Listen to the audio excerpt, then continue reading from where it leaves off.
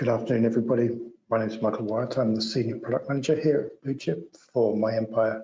Today we're going to have a webinar with Alex Werndl, the CEO of MyEmpire, and he'll be explaining how MyEmpire and their vCISO service can help our partners grow their business and support their customers in providing cybersecurity services that they may not have in-house skills to deliver. Without much more to say than that, I'll hand over to Alex to start the presentation. Thanks, Michael, and hi everyone. Thanks for joining. Michael, I'll do a really quick sound and video check just to make sure. Yep, you can see the screen. Thank you. Lovely. Thank you very much. All right, thank you, everyone. And yeah, I thought I'd just start, for those who aren't aware of who MyEmpire are, just give some background context before I launch into more of the specifics around who the services that we provide. MyEmpire has been around for some time. The senior leaders within the business have been in security and in IT for the best part of 30 years. It was founded by myself and my brother. And without going into the detail of the backstory, it was founded following another business that we had back in the early 2000s called Distributed IT that was hit by a cyber attack in 2011. From that incident, we spent some time consulting to a lot of businesses, large and small. We spent some time with one of the big four firms, and I then subsequently spent some time with a smaller consultancy, which is now part of the CyberCX group. But in between that, I also spent about 6 years acting as the head of cybersecurity for a very large publicly listed company, an ASX 50 company. Spent about 6 years essentially building that capability. And one of the things that stood out between consulting at the time and working in that sort of role as head of cyber and for a large company where I had access to budget and I had access to resources. Most organizations don't have the ability to invest in the breadth of resources and skills that you need to effectively manage cybersecurity and data privacy. So a combination of that experience, which had followed on from being in the coalface of a major breach and having to deal with the implications of that, sort of led to the realization that we don't want to just tell people that where they're sick. We don't want to have a business that does the same old, do a report and then walk away. So we established the MyEmpire Group on the basis that we want to be part primarily of the uplift and improvement. That said, as you can see on the screen, the starting point for that journey for most businesses is some sort of assessment, and that's normally the on-ramp for a client for MyEmpire. But as you can see on the screen here, there's multiple on-ramps, there's multiple pathways, but ultimately it comes into that right-hand circle, which is that security program management, which is more of the maintenance, the continual risk management piece. So MyEmpire are a team of specialists that have a breadth of experience and a depth of knowledge in different areas across the team. So we've got a combination of data privacy, security engineers, CISOs. We've got several of the team that have been in the CISO role for major organizations, pen testing and vulnerability assessments, governance, risk and compliance, and security program management. So it's a really broad range of skills across the business, and I call that out now because on subsequent slides when I talk to some of the problem statements, that is really valuable for the partners that work with us. So our services will work anything from, as you can see on screen, anything from cyber health checks and vulnerability assessments, gap assessments and audits, through to the broader business resiliency planning, risk assessments, penetration testing, and happy to dive into the differences between pen testing and VA vulnerability assessments, if you like, and things like privacy impact assessments. We often then evolve from there into helping clients establish the program, and normally that's aligned to a framework of some sort. And then where our technology service provider partners and MSP partners come into play is the technology and platforms, where we start to feed back to you as our partner to say, client now has a requirement for endpoint security or application control. And we start to bring the technology providers back in to support the technical control aspects of the journey. And from there, we move into more of that ongoing security program management.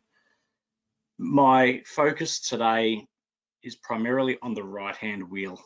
And for those that are aware of the frameworks out there, you'll see that we've taken from NIST, which is the US standard in terms of identify, protect, detect, respond, recover, and the governance piece now, because it's a really good representation of what we do. And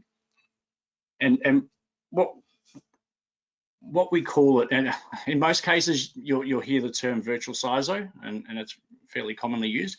We call it security team as a service because it's broader than just a single person with a set amount of hours per month.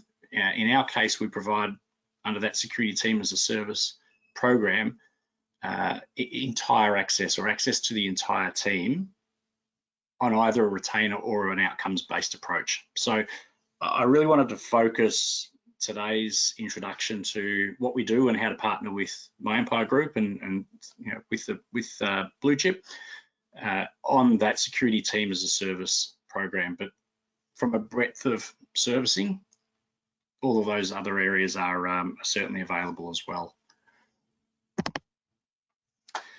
So we work with a lot of partners, technology service providers, and we see fairly common issues or challenges that they face, and a big part of the reason why they work with MyEmpire to provide the security solutions that we provide in conjunction with the technology services they're providing. And the first one's probably driven more from the end client perspective, but the biggest one we see is the independence. We're getting a lot of end clients coming to us in particular, and through the technology partners, essentially questioning whether it's right for the MSP to tick their own homework, to do the governance, risk and compliance elements and provide that guidance and the technology support at the same time. So independence is, I would say, the biggest reason why clients would work with us. But not to be discounted is that skills and scale. At the end of the day, we don't sell subscriptions to technology. We're not selling per seat services. We're selling hours, and we're selling hours for people that have got deep subject matter expertise. One of the big challenges most MSPs have, and not all, but most have, is the ability to create the breadth of skills or invest in the breadth of skills to be able to provide that holistic service across data privacy, governance, risk and compliance, audits, compliance with frameworks and so on. So where that's our specialization and we don't touch the MSP side of things, it's a really nice, neat combination to work between organizations to get the skills and scale, but also that independence. One of the things we find is that MSPs will go down the cyber route, I use cyber with inverted commas, and then realize that they need to refocus and specialize back to the technical solutions. And one of the most obvious things we see smaller MSPs in particular do is they'll just find whoever the smartest person in the team is, normally their lead engineer, and they'll start to offer them out as a virtual CISO. And two things happen with that. One is the lead engineer doesn't necessarily have that grounding in broader security risk management. And it's not that it can't be trained, but that also takes their focus away from being able to do the senior technical work that is their core role. So one of the challenges that we're seeing is MSPs are struggling to retain focus on their core business and then trying to tack on these additional services that may not be core expertise, and going back to skills and scale, either delivering a poor outcome or a distraction from their core focus, or having to invest significantly and then try and build their market up as quickly as possible to cover the investment. So we're finding MSPs are coming to us to try and split out so that they can maintain their focus while still providing services without having to invest.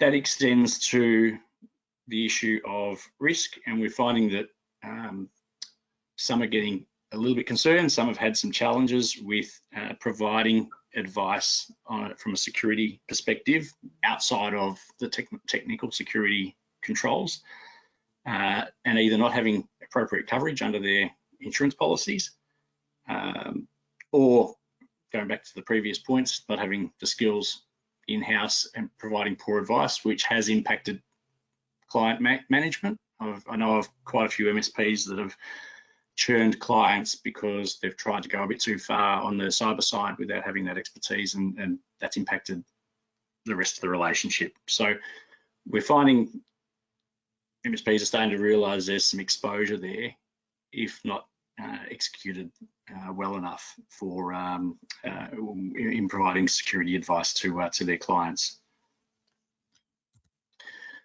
Visibility, one of the most common things we'll see when we go into a client that has a managed IT service provider is the fact that they, and I'll talk to some of the challenges that clients have in a minute, but one of the common things we see is that clients just think the MSP knows everything about their business from a technology perspective. And MSPs will provide a fixed service, fixed solution with tools and technologies packaged up on a per seat basis, which gives them the visibility of what they're providing support for. But third-party applications, SaaS applications, web applications that the businesses are signing up to, most of the time MSPs don't have full coverage, full visibility, and therefore can't provide the support, particularly around the security risk advisory part. So an effective cybersecurity management program takes more of a business level view of the organization rather than just a technology view. Obviously very important to understand the tech stack, but we take a much broader view, and it's a different way of looking at the technology risk and at the business risk. So what we're finding is a lot of MSPs don't have either the visibility or the skill sets, again, to be able to really understand the entire business landscape across tech operations, legal compliance, risk management. And as a result, it's meaning that they can't really give effective advice. And then the final sort of common one we see is this quality piece. And one of the issues I commonly come into is a client that's been given templates by their MSP, which either don't align with business practices, are setting them up for failure because they're a step too far where the business is on the security roadmap or on their journey. And sometimes that enhances their risk because they think by having some template documents that they are in a more mature place than they actually are. So one of the things we do a lot of is spend time with the business on the cultural shift and the way to think about cyber risk. And that's something that I think MSPs are struggling a little bit with. And that's, again, why a lot of them are starting to come and partner with us to provide that service overlaid with the technology piece from the technology service provider.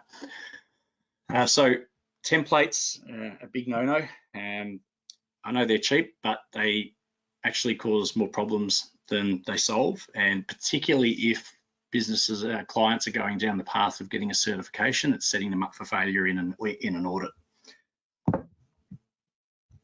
I'm going to pause for 1 second, just remind everyone, there is in the panel, there is the question pane, so please do throw questions in if there's any burning topics that you want me to cover off in this chat. I thought I'd just extend upon that. This is a diagram that I've been using for the best part of 7 or 8 years now, and it was established actually when I was working for that large public company. We had a challenge in there where we couldn't work out, or we couldn't agree early on, the roles and responsibilities between the technology team and the InfoSec team that was being established. And this is something that's, I think, extends to any business. And if we replace IT team with MSP and we replace InfoSec team with MyEmpire, we come at it from the left, MSP comes at it from the right. I know I've got the dark blue across the 3 pillars with security operations.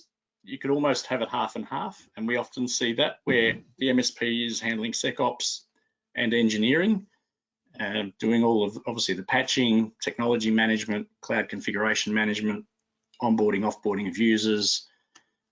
But the InfoSec team are providing more the governance advice in terms of, are those processes effective? Have we got gaps, blind spots? Doing those reviews, doing the user access reviews, doing the cloud configuration reviews to test that we've established, the 365 environment aligned to best practice. That independence piece comes into play here, but where we come at it from is that left-hand side. MSPs often come at it from the right-hand side, but what we're seeing is that trying to provide the holistic service, which in effect is checking your own work in many ways. But what we did with the public company was to set up really clear guide rails between InfoSec and IT, pretty much what you see on the screen here. SecOps in this case was outsourced to another third party, but it was actually overseen by the IT team, and the InfoSec team looked at it more from use case analysis. What are we looking to get alerts for? Are we getting effective alerts, and so on? But the IT team were actually the consumers of the alerts, so there was a bit of a joint or shared responsibility model in that particular pillar. But I call that out again because it helps to explain the relationship between where MyEmpire may fit in and where you may fit in as the technology provider to provide a holistic service back to your clients.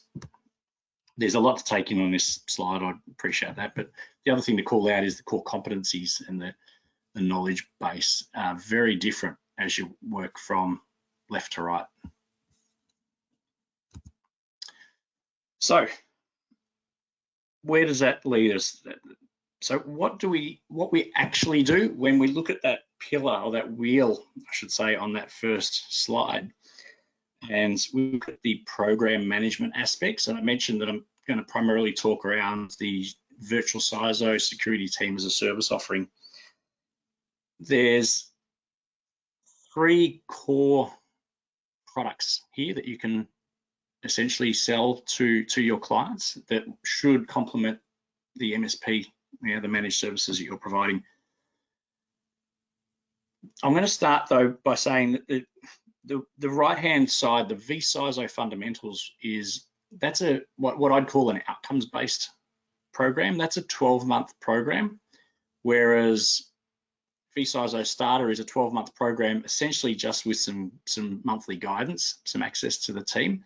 And then down the bottom, we've got the security team as a service, which is more it could be retainer-based, hours-based, or it could be outcomes-based. So we could define an entire program over 3 years for a client, and we are doing that for several clients, and provide the team of resources over that period of time to deliver those outcomes. So we can either do it as just purely retainer-based, it's very flexible, agile, we can jump around, vendor risk assessments, do some audits, user access reviews, work with yourselves to tune the cloud services to tighten security and so on.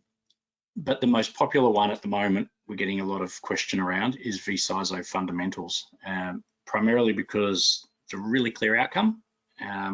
Financially, commercially, it is clear and it fits within the budgets for most small to medium businesses.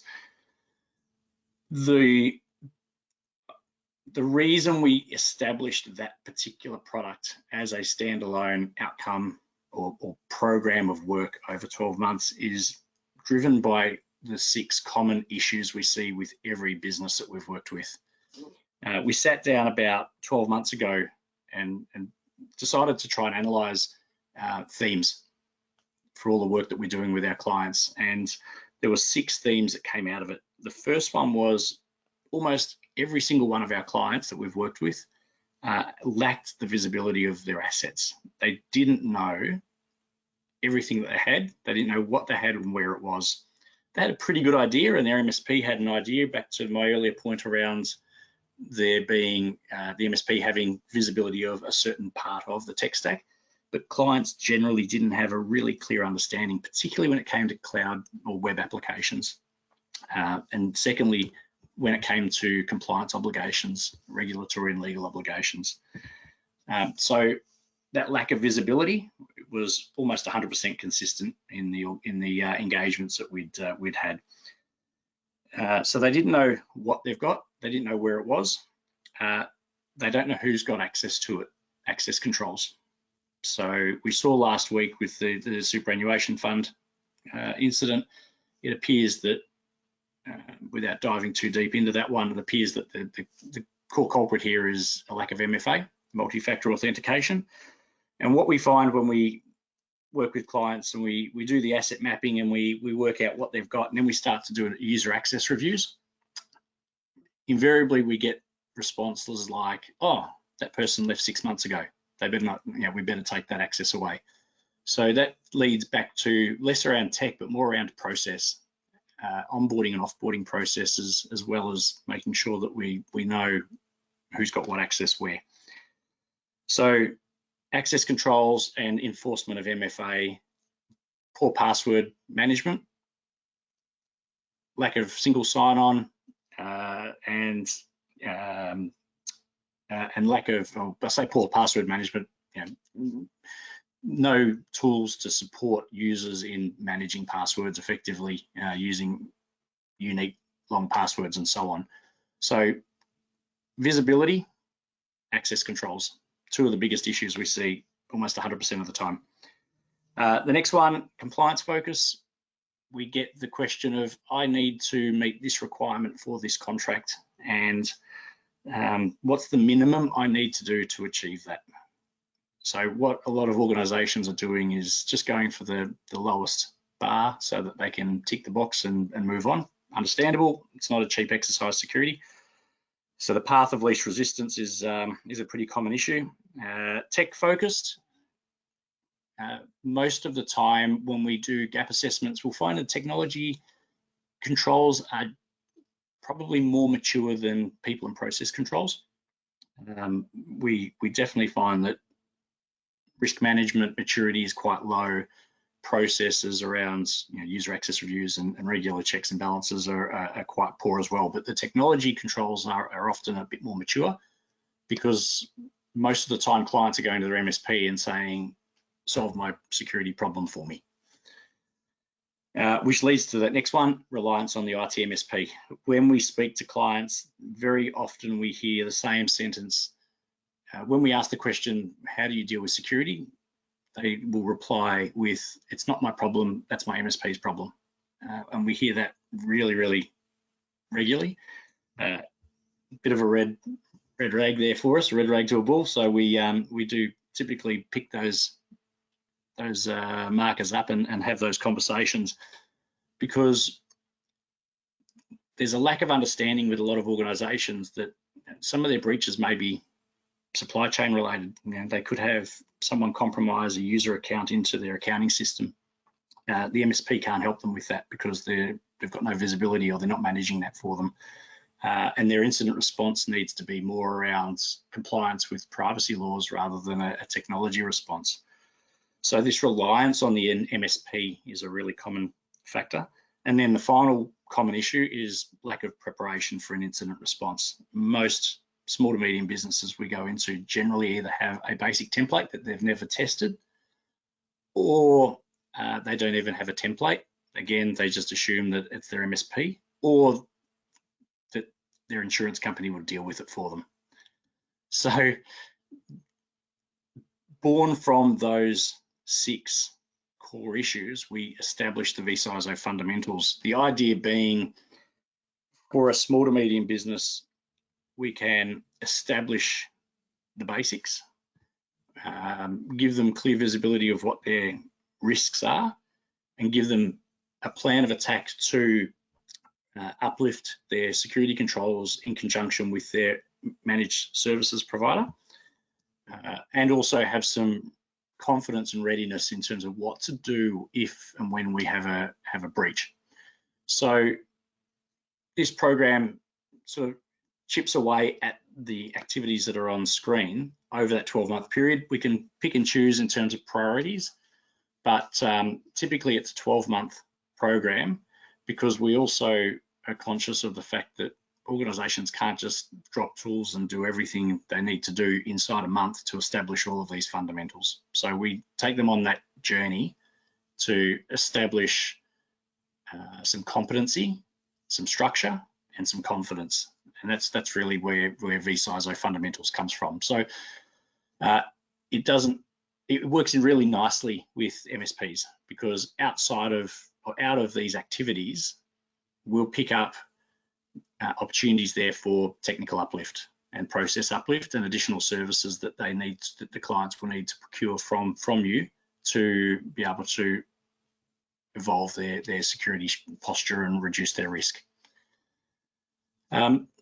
So with those activities, fairly self-explanatory, but just to pull out a couple of them, asset discovery and mapping is not just running tools, it's a series of tools, workshops, interviews with individuals, getting data out of things like browser favorites and trying to work out everything that the business is using, and then trying to put some criticality against it so that we then understand where the most important information assets are. So it's a lot more than just run a scan and spit out a report. The asset discovery and mapping actually can take 4 to 6 weeks or 4 to 8 weeks for a lot of businesses once we start to unpack with them what they have, down to even looking at credit card statements and what they're subscribing to. So it's really comprehensive what we're doing there, so that we can give them a really clear view. And then we'll do a user access review and work through and understand where MFA is or isn't supported, where it is or isn't enforced, and then start to have a conversation around working with the MSP for single sign-on establishment and support. So that's where it starts to create opportunity for the MSP. The cloud security controls health check, again, a combination of tools, interviews, reviews of manual reviews, and then assessment against best practice standards. We'll often use the ACSC's standards to do that assessment, provide a report back with recommendations for the uplift. Again, back to the MSP for some opportunity there. And then we'll move on to that risk assessment. The risk assessment, if they don't have a risk framework, it would include development of a risk management framework. So we're establishing a risk competency at the business level, not just at the cyber level. We're creating a risk management framework that says this is how we assess risk in our business, but then we're also doing a cyber risk assessment and building the risk register and the treatment plan. Again, fed back to the MSP to have a look at to see where they need to look at services to provide. Policies are pretty straightforward, but we do these later in the piece because, to my earlier point, you can't just get a template and do a find and replace for security and acceptable use policies, because without context of the systems and the way the business works, it's really hard to use a template to reflect what's acceptable use within that business and what our security postural principles are. So we do that a little bit later when we've got really clear view of what we've got in the cloud environments, how we do user access reviews, what assets we have, and what are our risks and how we're managing them. And then the final activities are building that cyber incident response plan and the simulation. So we'll do a tabletop exercise. Sometimes we'll do the tabletop exercise first because we take the practical approach to how do you actually respond to an incident, and then we reverse engineer that back into an incident response plan. Again, there's templates around. Typically, we'll throw them out and use a starting point of our own, because we have to really make an incident response plan very, very tailored to the organization, how they're going to work in with their cybersecurity, their cyber insurer, how they're going to work in with their technology partners as well. So often we'll do the simulation first and then build the plan based on the outcomes or the outputs of that. So that's the vCISO fundamentals. The main difference between that and vCISO starter is, well, essentially all we're doing with the starter is giving the upfront health check, vulnerability assessments, and then just a couple of hours of consultancy per month to keep pushing them forward. So it's a much lower cost service, but there's obviously a lot less included. And then, as I mentioned earlier, the big ticket item for us and at the headline is security team as a service. And that's really, it could be 16, 32, 64 hours a month of effort from our side. And it could be for 3, 6, 12 months. We've got clients on 36-month programs. The benefit of STAS is there's no fixed outcome. The benefit here is we could have 5 people doing 5 different activities this month, but next month there might be a different priority within the business, and we take a bit more of a step back, a bit more of a lighter touch. So we let the hours ebb and flow. If we don't, it's not use it or lose it through for month to month. If we have a 16-hour a month engagement and we've done some policy work or an incident response plan, or we've done some user access reviews or a risk assessment, and we've spent 30 hours in a given month, well, those hours will just get clawed back over the life of the engagement. So we know that things will ebb and flow, and we allow that to happen. But the benefit there is it means that the clients get a really, really flexible approach. It's almost like having their own internal team of resources on call at any time.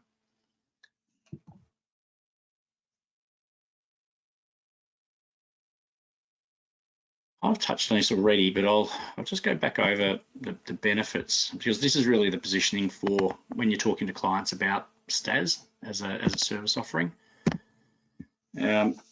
So for your clients, when you're introducing it to them, as I just touched on, it's scalable for pretty much businesses of any size. We've got clients that are 3, 4, 5 people organizations, and we've got large infrastructure clients, government clients, public companies, or in a range of sort of technology, financial services businesses that engage us on different terms under this model in a way that works for them.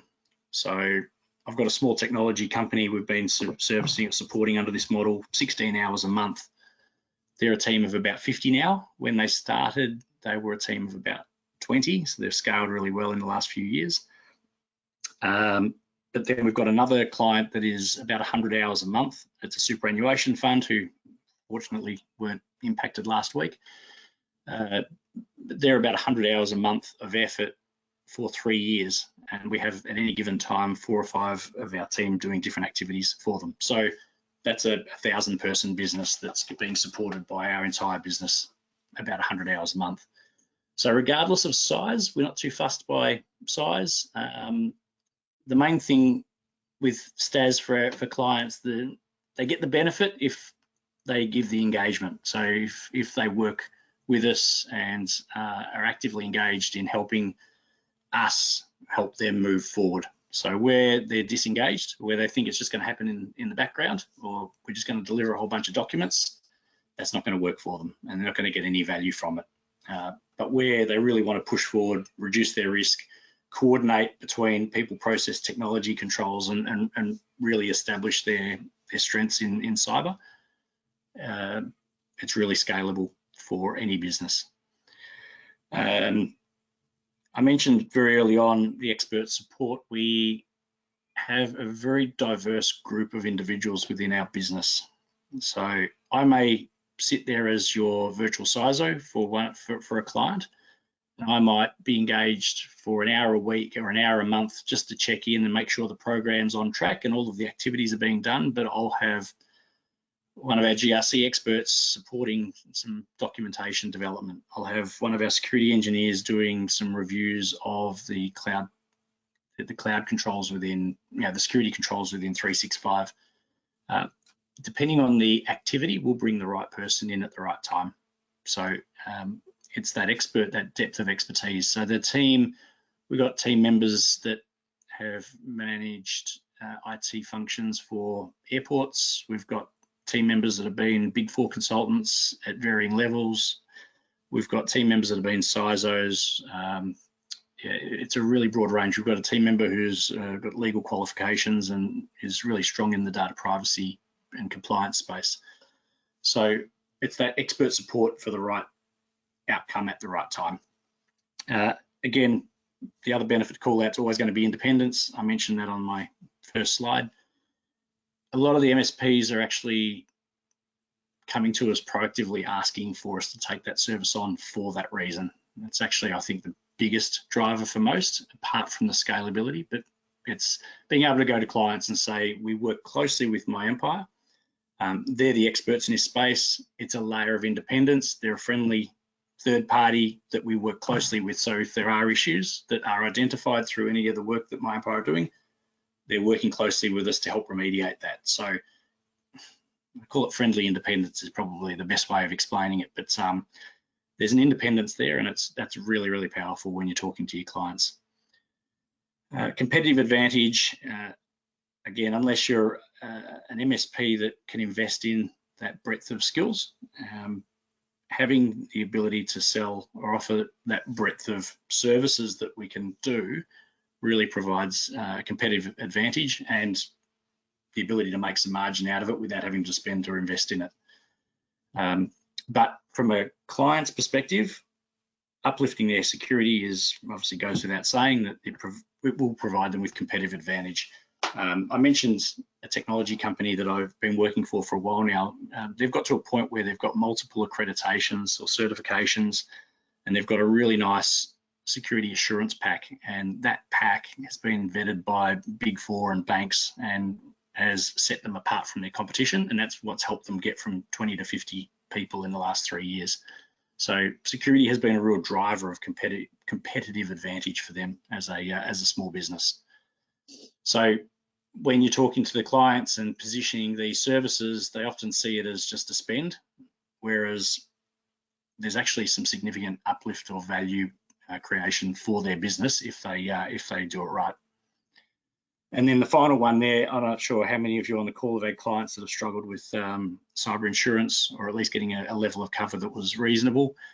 Common issue, but immediate marker of maturity is if they can respond and say, we have a virtual CISO. So it's a really big benefit just from that particular aspect with insurance. For you as a technology provider, we're seeing better client retention. I mentioned earlier that some of our MSPs have come to us after trying to build out their security practice. It's impacted their core services. They've actually had some client churn. Being able to provide those services without having to invest in them, but present them as independent. So there is a layer of disconnection, if you like, from liability there, or reputational risk. That's actually helped some of our MSP partners really boost their client retention. The other thing, which is that second last dot point on the right-hand side here, it gives you a natural uplift in your internal security, because we're going to be doing assessments for you, for your clients. And every time we're doing that, you're getting visibility of it. So you're naturally going to start to take the learnings from those assessments and those findings and evolve your service offerings, and also your baseline security maturity across the business and in what you're offering to clients. So we're seeing those two elements collectively helping with client relationship management and client retention. Obviously, selling the services, there's margins in it for you as a technology partner, and new revenue streams and upsell opportunities. So when we do any work with clients, if there is a technology piece that needs to be addressed, so if we are working with a client and the biggest risk is that their endpoints are vulnerable and they need to uplift or spend more on their 365 licenses, or go and get a third-party solution to, for EDR, whatever that technology play may be, we'll always take it back to you as the MSP. So we almost act as a bit of pre-sales to find new opportunity when we're engaged in consulting and providing that advisory work to clients. So when we're in there under the STAS model, we're in talking to those clients very, very regularly, and so those opportunities will start to flow. So it does create a lot of upsell opportunities for partners. And then finally, as I touched on, is the competitive advantage for you as a technology provider, particularly if you don't have the ability to scale and deliver the breadth of services across for your business.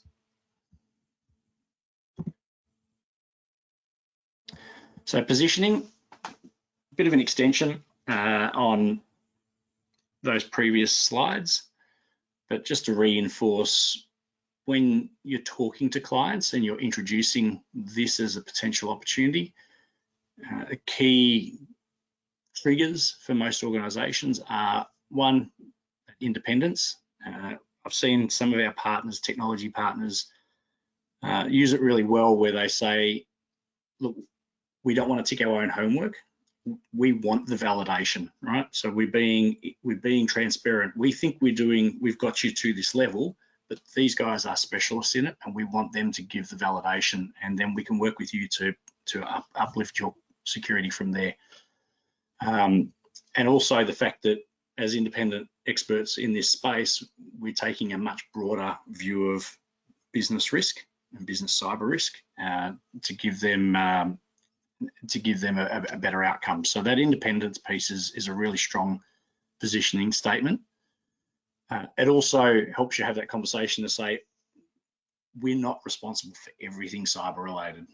If you have a third-party compromise of your data, that's not on us. We can't really help you respond to it. You need specialists. We can then help with explaining the role of the MSP and the guardrails between what services you do and don't provide, where your obligations start and finish as well. So we can really help with the narrative and shaping that conversation for your clients in the longer term. It's taking a longer term view.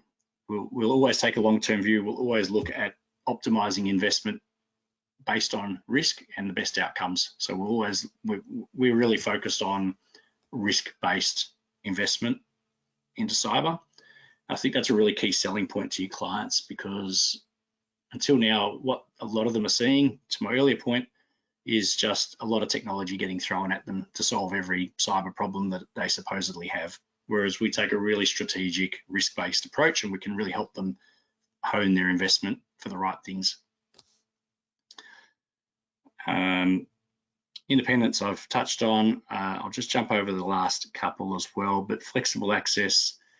I explained earlier around the STAS model and how flexible that is, a really key selling point, because where a client may this month think they've got to put some policies and procedures together, next month they might want to start looking towards alignment to a framework. The following month they might have a really good client come along and ask them to fill in a security questionnaire, and we just need to pivot. Where we might be focusing on developing a whole bunch of documentation, suddenly we have to pivot and spend the hours, spend some time filling in questionnaires to help them win a client or retain a client. So the flexibility of that service is a really key selling point.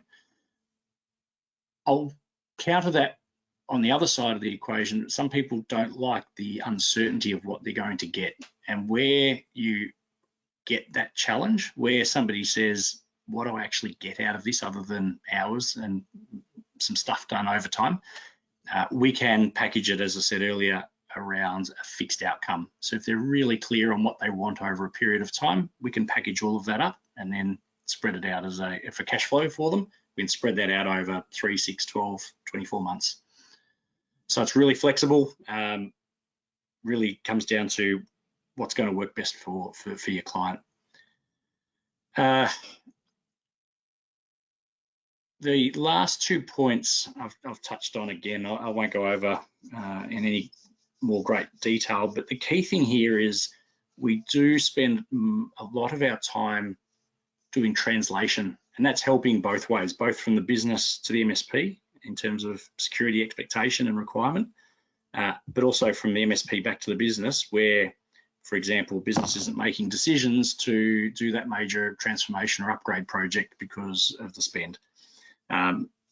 We can start to have those conversations and translate this into risk requirements. You need to do this transformation project because you've got legacy systems that are end of life. You've got a massive exposure from a cyber perspective. So we can really raise the awareness, the cultural piece around cyber, and going back to my earlier points again, help with the positioning of the services for the technology provider in terms of major projects and so on.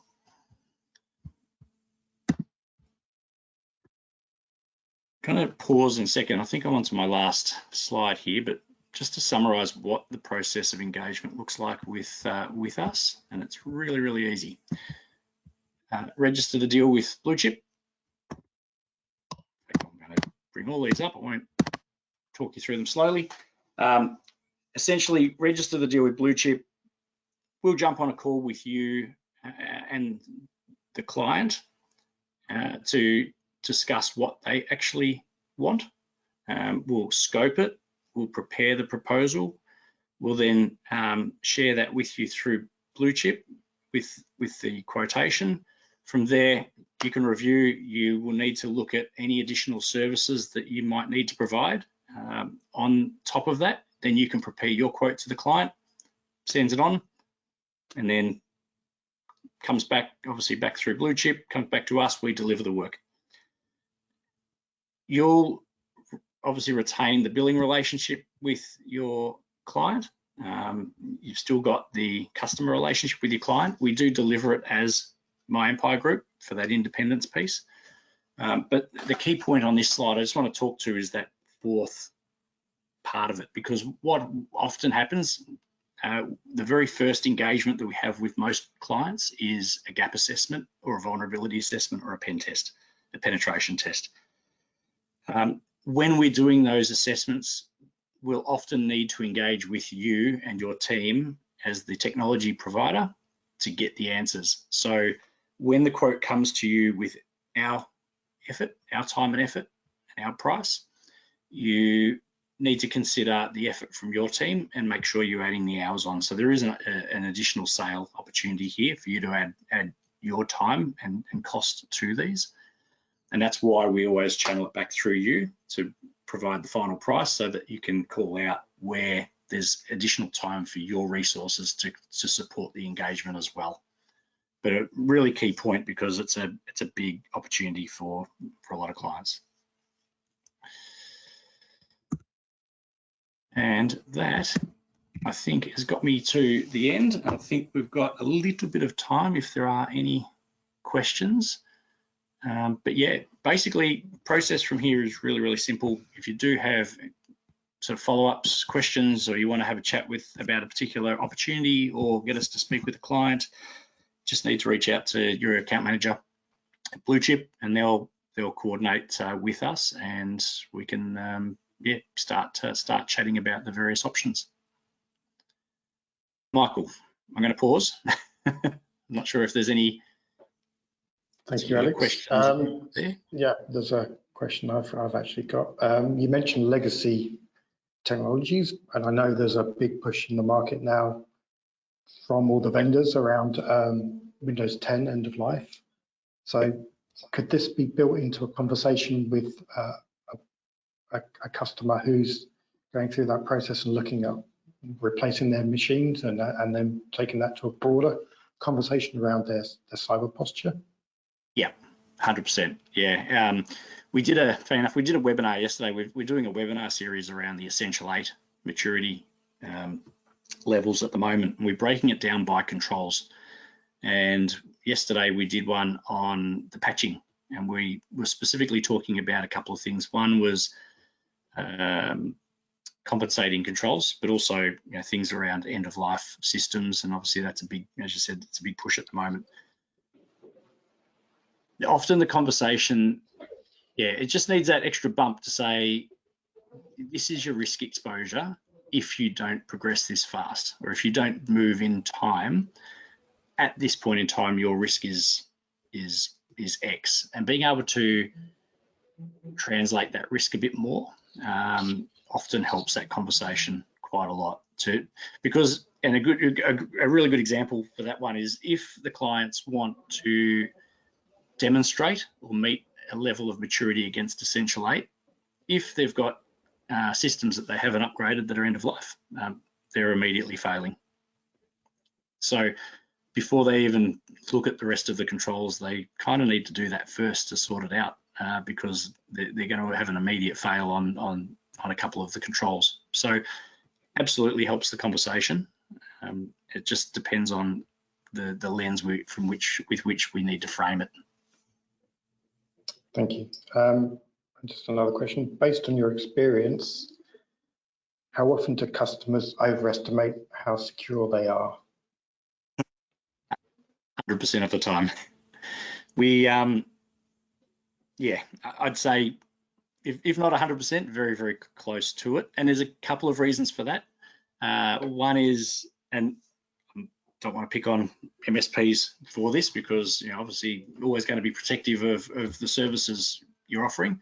But I think MSPs have had a tendency in recent times to oversell the level of compliance or maturity that some of the tooling will give clients against frameworks. So they have this false sense of maturity against, say, Essential 8. We're doing a lot of Essential 8 assessments where they might be subscribing to a service that suggests that they're at maturity level 2, but we're finding that they're well below that. And sometimes, or often, that comes back to a combination of factors that the client hasn't provided enough guidance and engagement to the MSP to help tune the tools to actually ensure that they're deployed correctly to meet the requirements of the framework. So there's that assumption that, oh, my MSP knows what they're doing, they're just going to turn the things on that I need, and I'm secure. And I think that kind of goes both ways, but generally we find that really often that there's just this assumption that I'm paying my MSP for this service, and they've told me that it should get me to ML2, so they've just assumed that it's got them to ML2. Really, really common. Okay, thank you. We do help with that translation. Again, that's one that we really help with. It's not necessarily not actually where you think you are. You're not where you are because you haven't actually sat down with your MSP and gone through your entire business and made sure that they've got visibility of everything that you actually use. You haven't told them about the laptop you bought down the road at JB and started to use in the business. So there's a lot of trying to bring the conversations together to help guide that maturity. Right, thank you. Just seeing if there's any more questions.